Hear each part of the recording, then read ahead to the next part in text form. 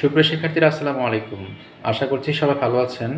আগের পর্বে আমরা অনার্সে পড়াকালীন চাকরির প্রস্তুতি কেমন হবে সেটা নিয়ে কথা বলেছিলাম।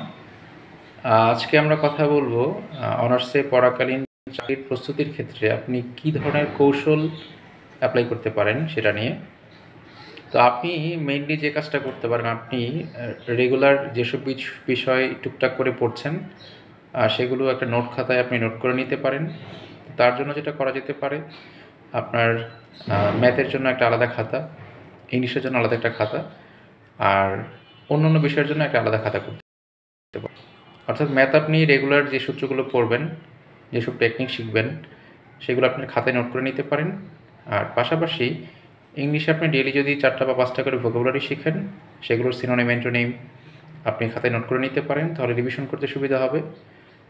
আর এই ক্ষেত্রে আপনি প্রিভিয়াস যে প্রশ্নগুলো আসছে চাকরি পরীক্ষায়, অর্থাৎ যেসব শব্দ অনেকবার এসেছে সেই সব ভোকাবুলারিগুলো আপনি আগে শুরু করতে পারেন। সেগুলো আগে শেষ করলে তো দেখা যাবে আপনার প্রস্তুতির একটা বড় অংশ কাভার হবে। নোট খাতা যেটা হবে, আপনার নোট থাকলে আপনার রিভিশনের ক্ষেত্রে খুবই হেল্পফুল হবে পরবর্তীতে।